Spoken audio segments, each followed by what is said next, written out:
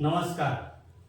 आज आपण स्पीकी spoken English या चॅनलचं उद्घाटन करीत आहोत. आणि सगळ्यात महत्त्वाचं मित्र, स्पोकन इंग्लिशचं चॅनल असलं तरी मी आज तुमच्याशी मराठीत बोलतोय.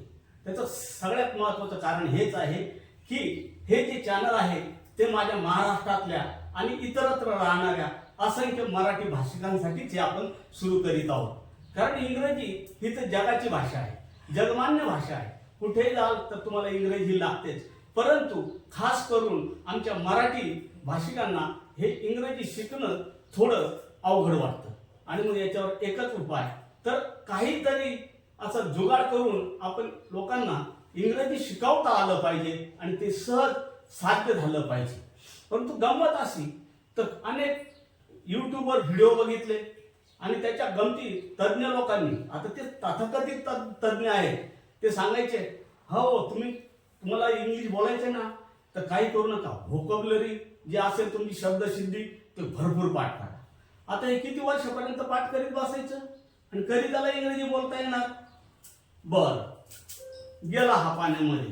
मग दुसरा एखादा तज्ञ काय सांगतो का तुम्ही इंग्लिश न्यूजपेपर वाचा. वा, काय अकलीचे तारे तोडले त्यांनी. अहो, वाचताच येत नाही, बोलताच येत नाही, तो समजलं नाही तर तो वाचेल कसा? आणि म्हणे इंग्लिश ते न्यूजपेपर वाचा. संपला विषय. म्हणजे याला इंग्रजी कधी येणारच नाही. दुसरी गोष्ट, मग एकदम काय सांगतो, अरे एकदम सोपं आहे, तू इंग्रजीचे जे न्यूज असतात ना त्या न्यूज आणि हिंदीचे न्यूज बघ, जवळजवळ सारख्याच असतात.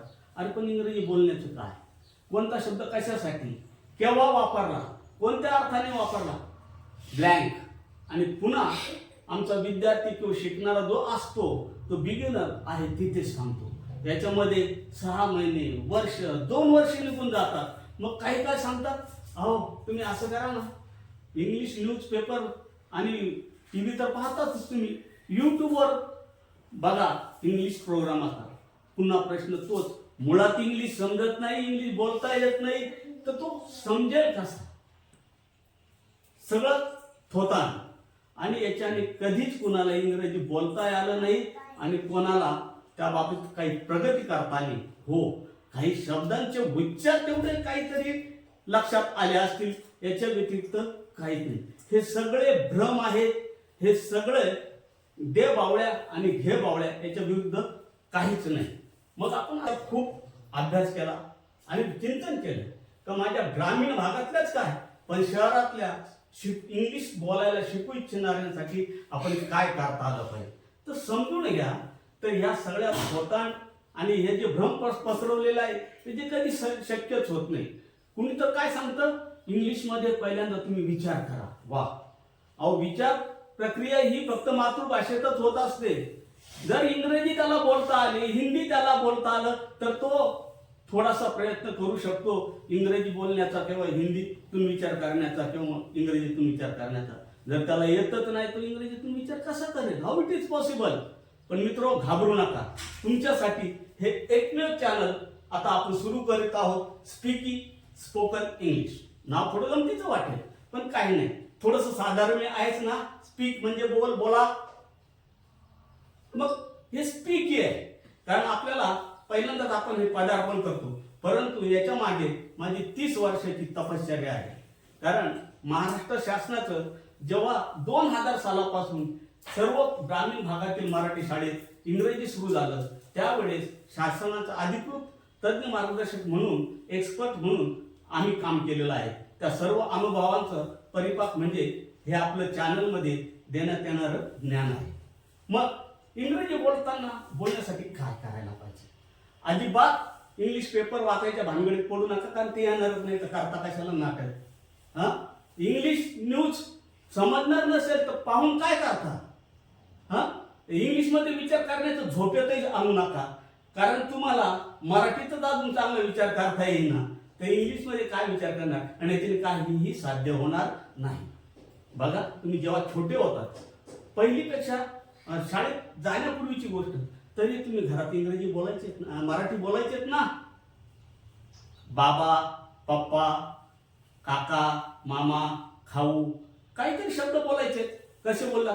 ऐकून बोलला. हो, पण सावध, शेवटपर्यंत व्हिडिओ बघा. मी हे नाही सांगणार तुम्हाला का तुम्ही फक्त लिसनिंग करा, मग रीडिंग करा, मग स्पीकिंग करा, मग कम्युनिकेशन करा. होय, याच्याने थोडासा फायदा होतो, परंतु याची आवश्यकता नाही आणि मुळीच नाही. तर मग काय करायचं इंग्रजी बोलायला? तर पहिल्यांदा समजावून घ्या का जिथे कुठं तुम्ही ज्या शिक्षकाकडे किंवा ज्या मार्गदर्शकाकडे इंग्रजी शिकणार आहात त्याची पद्धत काय. आता त्याला पद्धत काय वेगळी सांगणे, तो फक्त म्हणतो तुम्ही काळजी करू नका, आपण बरोबर करू, महिन्यानंतर तुम्हाला इंग्रजी येईल. हे साफ खोटं आहे, तसं होऊ शकत नाही. कारण प्रत्येक गोष्ट ही टेक्निकली आणि सायंटिफिकली प्रूव्ह असली पाहिजे, सिद्ध असली पाहिजे, तर ते गोष्टी साध्य होतात. तर बघा, आपले मोठा मेंदू असतो आणि त्याचबरोबर इकडे मागे दोन छोटे मेंदू असतात, एक लेफ्ट साइड आणि एक राईट साइड. तर हा जो राईट साइड आहे तर हा साऊंड म्हणजे ध्वनी आवाजाचं विश्लेषण करतो आणि राईट साइड हा पिक्चर ओरिएंटेड असतो. म्हणजे तो समोरची प्रतिमा, कलर, आकार, साईज, इमेज याचं विश्लेषण करतो. आणि जेव्हा आपण बोलतो किंवा कोणाचं ऐकतो त्या आवाजाबरोबर काय बघतो, काय कृती होते याचं अनालिसिस होतं आणि मग आपल्याला ती गोष्ट समजते. ही अंडरस्टँडिंग प्रोसेस आहे मित्र. मग शिक्षणात, अध्यापनात आपण तीच प्रक्रिया वापरणार आहोत. काय करायचं आहे, तुम्हाला जरी इंग्रजीची सुरुवात करायची आहे शिक्षणाला, तर कधी नियम पाठ करू नका, अजिबात पाठ करू नका, डोक्याला ताप घेऊ नका. कारण पाठांतराने काही साध्य होत नाही. ही काय आपल्या सत्यनारायणाची पोथी नाही, लीलावतीने सांगितले आणि मग ते असं झालं आणि जहाज पाण्यात गेली, पाण्यातून वर आली, असं काही घडत नाही. तर जो शब्द तुम्ही बोलाल त्याचा अर्थ माहित असेल तर त्यानुसार ते तुमची ऍक्शन पाहिजे, म्हणजे कृती पाहिजे. आता ह्या कृती कशा, तुमची देहबोली म्हणजे बॉडी लँग्वेज, फेशियल एक्सप्रेशन आणि जेस्चर, हातवारे, या अनुरूप जर तुम्ही बोलाल, आवाजाचा चढ उतार कराल, तरच तुमच्या सबकॉन्शियस माइंड मध्ये हे पिक्चर आणि साऊंड एकत्र होतात आणि तुम्हाला आपोआप तुमच्या तोंडातून गरजेनुसार ते बाहेर पडतात. हीच तर बोलण्याची ट्रिक आहे आणि हेच खरं शास्त्र आहे. त्याच्यामुळे घाबरायचं काहीच कारण नाही. आणि दुसरी गोष्ट, यापुढे मग आपण शब्द सिद्धी म्हणजे व्होकॅब्युलरी कशी मिळवायची, जी आपल्या समोर येईल, जी ऐकायला मिळेल, जी पाहायला मिळेल, तिचा अर्थ जाणून घ्या आणि केवळ पाठ करत बसू नका. मी पहिल्यांदा सांगितलं, पाठ करायचं नाही, आपल्याला गाढवाचं काम करायचं नाही, गाढव उभं व्हायचं नाहीये. ट्रिक वापरायचे. काय करायचं, तर जोही शब्द, जी ही फ्रेज किंवा इडियम्स असेल किंवा वाक्प्रचार असेल ते प्रत्यक्षात वाक्यात बोलायचे आहे, तर त्याला संदर्भ आणि अर्थ कळतो. पण कारण प्रत्येक शब्दाचा अर्थ प्रत्येक वाक्यात, प्रत्येक वाक्प्रचारात हा वेगळा वेगळा होऊ शकतो. त्यानुसार त्याचं प्रोनाउन्सिएशन म्हणजे त्याचा उच्चार हा सुद्धा भिन्न असतो. हे शिकायला तुम्हाला योग्य मार्गदर्शक पाहिजेच. कुठलंही भ्रामक कल्पना न बाळगता पूर्णतः मनाची तयारी करा आणि इंग्रजी शिका. हे तुम्ही शिकू शकता, हे तुम्ही करू शकता. हे शास्त्र आहे, जादूनंतर अजिबात नाही. तर मित्रो, तर शब्द हा वाक्यात वापरायचा असतो. आता एक छोटे गंमत तुम्हाला सांगतो. बऱ्याच वेळा आपण बोलता बोलता सहज म्हणतो, आपल्याला काही फारसं माहित नाही, हा माझा जिगरी मित्र आहे, लंगोटी यार आहे, लहानपणचा मित्र आहे, असं आपल्याला बोलायचं असेल, त्याच्यासाठी एक छोटीशी फ्रेज इंग्रजीत आपण म्हणतो, ती मी इथं लिहितो बघा. CLOSE, क्लोज, आणि त्याच्या पुढे मी लिहिलं फ्रेंड. परंतु आपण म्हणतो क्लोज फ्रेंड. हास्यास्पद गोष्ट आहे, तुम्हाला कळाली नाही तर हसू येणार नाही, तो भाग वेगळा. हा क्लोज फ्रेंड नाही. आपण दरवाजा बंद करतो, खिडकी बंद करतो, क्लोज म्हणतो. मग इथं हा मित्र काय बंद आहे का? नाही. कारण हा मित्र हे नाऊन आहे, हे नाम आहे, त्याच्या अगोदर हे विशेषण आहे. जेव्हा विशेषणासाठी आपण CLOSE चा वापर करा त्यावेळेस म्हणायचं क्लोज. हे तुम्हाला योग्य मार्गदर्शकाकडूनच कळणार आहे. क्लोज म्हणजे जवळचा मित्र आणि क्लोज जर क्रियापद असेल तरच क्लोज म्हणायचं मित्र. अशा खूप गमती जमती ह्या चॅनलमध्ये तुम्हाला शिकायला मिळतील, अनुभवायला मिळतील आणि पाठांतराची गरज राहणार नाही. अगदी म्हणजे अगदी महिन्याच्या आत किमान 1 तास जर तुम्ही अभ्यास केला तर तुम्हाला बोलता येईल. हा पुन्हा एक गोष्ट, बोलता बोलता मी काय बोललो, अभ्यास करा. पुन्हा परंपरावादी गोष्ट, अभ्यास नाही करायचा. मग काय करायचं, दिलेले शब्द किंवा दिलेले वाक्प्रचार किंवा दिलेले वाक्य हे जसे शिकवले तसे बोलायचे आहेत. फरक लक्षात घ्या, वाचणं आणि बोलणं यात फरक आहे. वाचन म्हणजे आपण फक्त त्या शब्दांचे काहीतरी ध्वनी काढत असतो, संकलन करीत, पण त्याचा आवाजाचा चढ उतार वगैरे हे काही तुम्हाला समजत नाही. परंतु वाचन कदाचित आपण पाठांतर करण्यासाठी मनात वाचतो, ते सुद्धा चुकीचं आहे.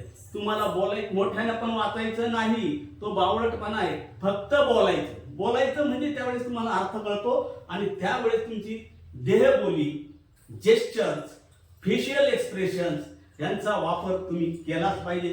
तो केल्यानंतर तुम्हाला तो शब्द विसरला जात नाही तुमच्याकडून. सबकॉन्शियस माइंड मधून तुम्हाला तो पूर्ण तुमच्या मेंदूमध्ये उतरतो आणि तुमच्या जेव्हा गरज पडेल त्यावेळेस तो तासन तासा बाहेर पडतो. ही बोलण्याची ट्रिक्स आहे आणि याचा वापर आपण करून चांगल्या पद्धतीने इंग्रजी बोलू शकतो. कधी असं मनात आणू नका की मग मी टेन्स करेल, मग मी व्हॉइस म्हणजे active voice, passive voice, direct indirect करेल. अहो याची काही गरज नाही. आपण कुठं मराठीचं व्याकरण शिकलो, मराठी तर चांगला बोलतो ना, शिव्या शिकलात का कधी? कानावर पडलेले लोक कसं वापरतात, कोणाला वापरतात, वापर काळाला वापरले आपण. तसं भाषेचं सुद्धा आहे.